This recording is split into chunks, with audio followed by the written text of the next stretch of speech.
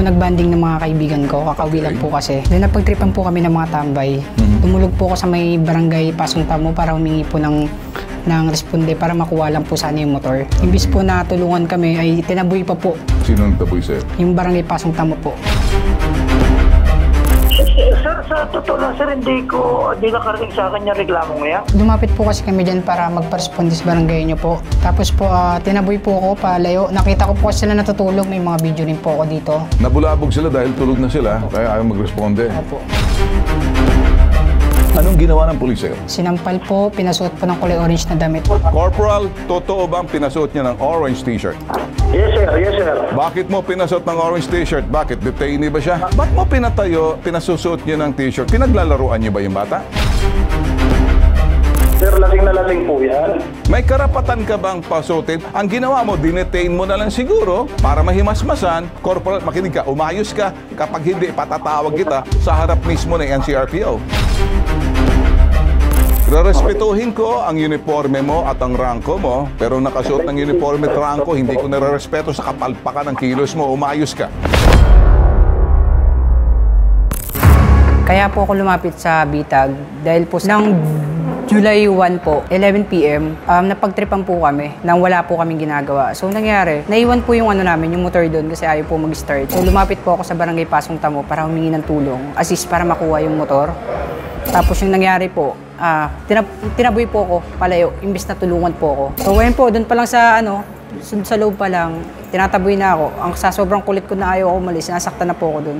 Ganun po, sabay sa sobrang kulit ko raw po, nag-video ko kasi sinasaktan ako. Dinala nila ako sobrang sinaktan, tapos dinala sa police station.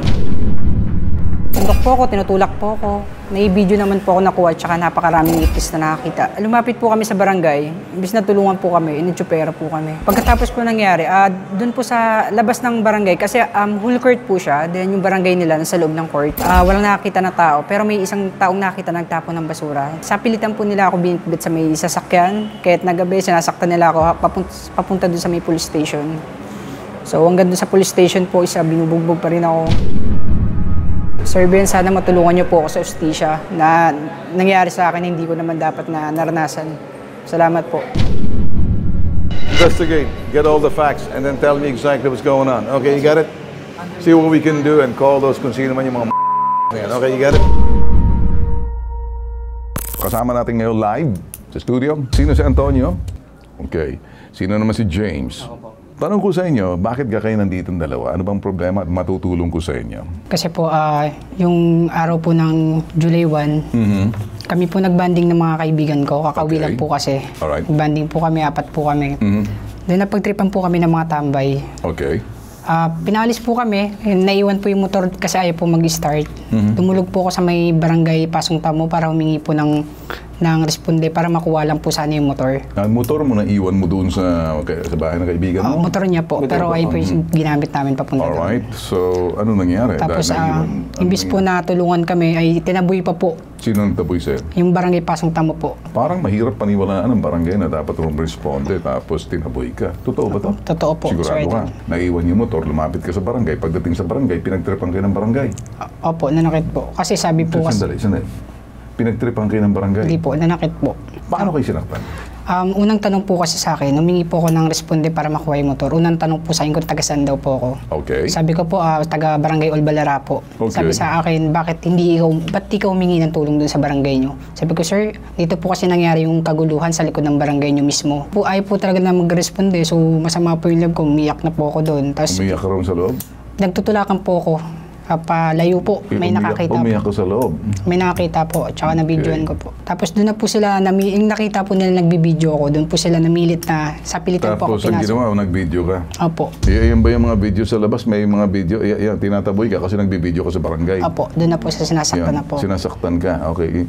Tinataboy ka, hindi ka naman sinasaktan? Meron po. Okay.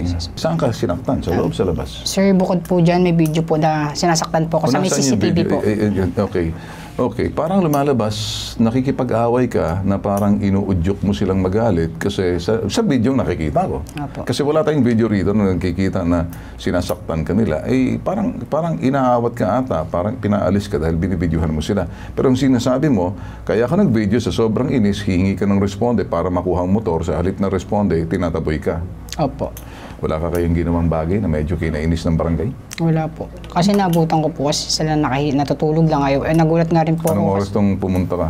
Mga ano po, magto-12 na po, 11 Magto-12. Bakit nandoon ka pa nung magto-12? Anong oras kang, parang pasado na, gabi na? Opo, kasi kakauwi lang po kasi ng friend ko. Bali, nasa loob naman po Sige, kami. ganito na lang, ano? Sa linya ng telepono si Orlan Buisan. Magandang umaga sa iyo, XO, Barangay Pasong Tamo. Sir, Orlando. Sir, magandang umaga, sir. Okay, lumapit po sa amin itong nandito ngayon complainant at sinasabi dahil tinaboy niyo raw siya, humingi lang siya ng responde dahil pinagtripan siya ng tambay. Ano bang storya rito, XO Orlando? Sir, sa totoo lang, sir, hindi nakarating sa akin yung reklamo ngayon kasi yung pong aming barangay hall, bali 3 po ito. Ayun, doon sa kabilang barangay hall namin sa Alright. Ganito, kaya ako lumapit sa iyo kasi baka pakita natin saan video nga, play mo nga ang video. Ito kasi binibit-bit palabas. Sa anumang kadahilan, hindi ko makita kung anong dahilan. Hindi ko alam kung lasing itong binibit-bit nyo palabas. Hindi ko alam kasi kasama ko ngayon dito. Ang hindi ko maintindihan, parang pinipilit siya, pinalalabas siya. May nakakuha na concerned citizen kung sino man to, pumapalag siya. Hindi ko alam. Siguro hindi mo rin yung storya. Pakicheck mo nga sa mga tanod mo kung ano ba to kasi parang lumalabas. Hindi maganda. Kung ang isang tao humingi ng responde sa barangay, titingnan kung anong sitwasyon. Ang sinasabi niya, kaya pumunta sa barangay kasi pinagtripan sila ng mga tambay, hindi niya makuha yung motor, kaya gusto niyang pumunta roon para makuha daw ang motor niya. Yun ang sinasabi niya. Sir, lumapit po kasi kami dyan para magpa-responde sa may barangay nyo po. Tapos po, tinaboy po ako palayo. Nakita ko po kasi sila natutulog. May mga video rin po ako dito. Bukod po doon sa may video, may CCTV rin po na binigay sa akin. Ano ba talaga binibidyohan mo sila ng natutulog? Ano ba talaga? O pumunta ka? Ba't ka nagbibidyo? Akala ko hihingi ka ng responder roon para makuha ang motor mo. Ang layo ng sumbong. Kumbaga sir, idol, nakita ko po sila tulog kaya ayaw po nila mag-responde. Ayaw po sila may istorbo. Nabulabog sila dahil tulog na sila, kaya ayaw mag-responde. Opo. Ayun daw, anong palagay mo dito? Ano, sir, maganda, mapuntahan nyo na sa akin yan, yung complainant. Hindi, ang Orlando, kaya nga nandito ay iba yung barangay, iba kami sa Bitag. Kami community service at kayo public service. Kung sino, tanong nyo po dyan kung nakilala niya. Kilala mo kung sino yung nagbitbit sa'yo? Team Lauro po. Ano? Team Lauro po. Lauro? Opo. Sabihin ko lang daw po, Team Lauro po. Team Lauro? Meron bang Team Lauro? Opo, yung team leader ko po. Si Team. Akala ko yung Team, hindi yung team. Okay. Si Team Lauro, imbestigahan mo siguro si Team Lauro kasi ito, may video siya na papakita. Hindi maganda, pati daw po ate yung pulis. Sabi, anong ginawa ng pulis sa'yo? Dinala po ako ni Team Lauro dun sa may police station po. Bakit ka dinala ni Team Lauro sa police station? Anong ginawa mo? Hindi ko alam, wala naman po. Kinaladkad ka? Kinaladkad po. Hindi kaya dahil nabulabog, dahil nagising mo siya, tutulog na. Bautrish na tong lintik na to. Ano bang ginagawa nito? Tulog na tayo, dinistorbo. Parang ganon. Opo. Ano ba to? Parang sine itong comedy yan. Sa linya ng telepono, nandito naman si Corporal Frederick Atias. Corporal Atias, magandang umaga. Yes po. Oy, Corporal, nasa CR ka ba? Hindi po, medyo mahina po yung... Okay, kasi parang nasa loob ka ng banyo eh. Kung sakaling nasa loob ka ng banyo, tuloy mo lang, umupo ka sa trono. Corporal Atias, ikaw ay nandito, tinawagan namin kasi may nangyari daw ata na dinala daw itong binata na to ni Team Lauro. At pagkatapos, ano ba to? Dinareklamo mong pulis? Sinaktan ko ng pulis? Anong ginawa ng pulis sa'yo? Kasi po... Anong ginawa ng pulis sa'yo? Sinampal po, pinasuot po ng kulay orange na damit, tapos may pinahawak po sa akin. Sinampal ka? Pinasuot ka ng orange na damit? Tapos, bakit ka pinasuot ng orange na damit? Hindi ko alam, wala naman po akong kaso. Suspect ka? Saan ka? Pinicturean ka? Opo. Tapos may hawak po akong Bakit ka raw dinala? Okay. Corporal, medyo hindi na nakakatuwa to, Corporal. Anong nangyari ba to? Na ginawa ni Team Lauro, pinicturean mo raw, parang suspect. Inaresto ba siya, Team Lauro? Ganito po yan. No. Tanongin na kita, sagutin ko na, Totoo ba may inaresto kayo, minagshot ninyo, pinaharap ninyo sa corner? Totoo ba? Hindi po ano eh. Ang pinikwento niya, sinampal daw po sir. Hindi po siya sinampal. Dinala po yan dito sir. Pumapura pa rin po at binabastos yung mga barangay natin. Okay. So, hindi. Okay na. Nandyan. So, totoong pinasuot nyo yung orange na t-shirt. Para sa mga detainee, para doon sa bibigyan ng mugshot. Pero hindi po yan. Hindi, totoo po. Corporal, totoo bang pinasuot niya ng orange t-shirt? Yes sir, yes sir. Bakit mo pinasuot ng orange t-shirt? Bakit? Detainee ba siya? Bakit? Inaresto ba? No. Makinig ka. Was he arrested? Yes sir, yes sir. Binasahan mo ba siya ng Miranda rights niya?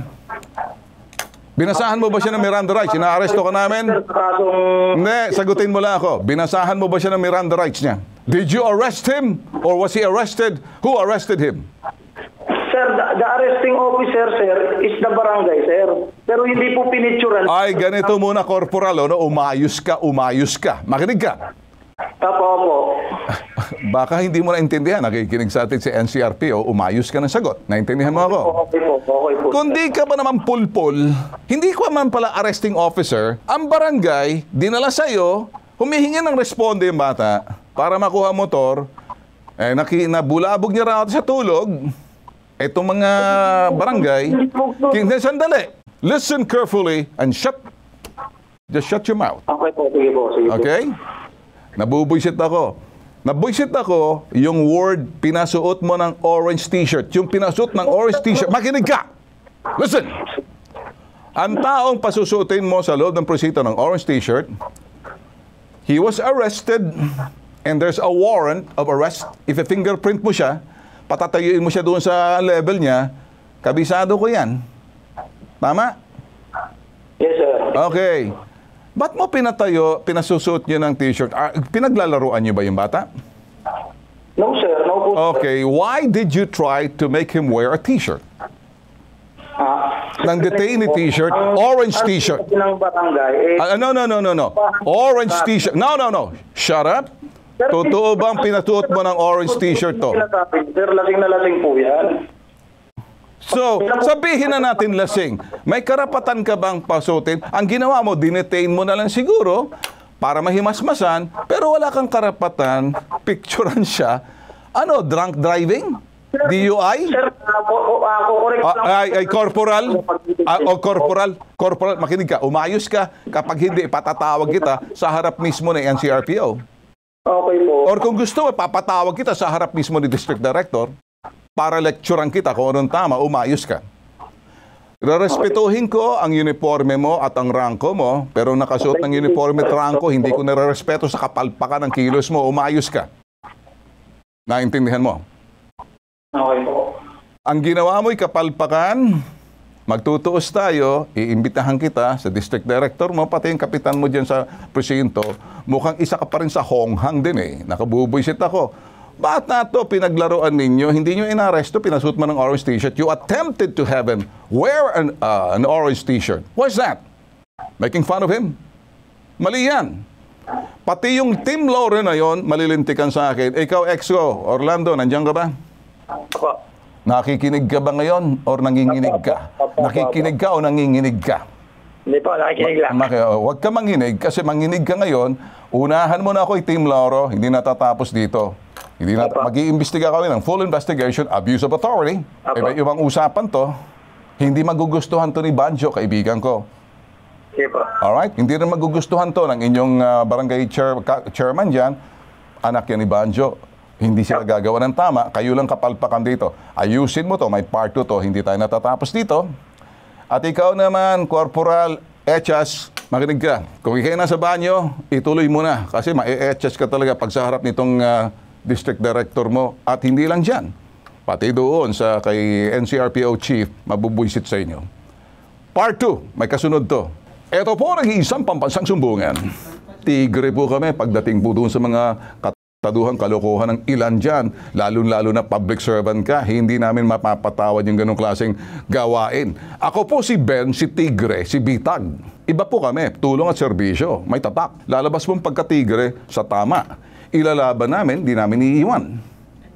Ito po, yung hashtag ipabitag mo, abangan.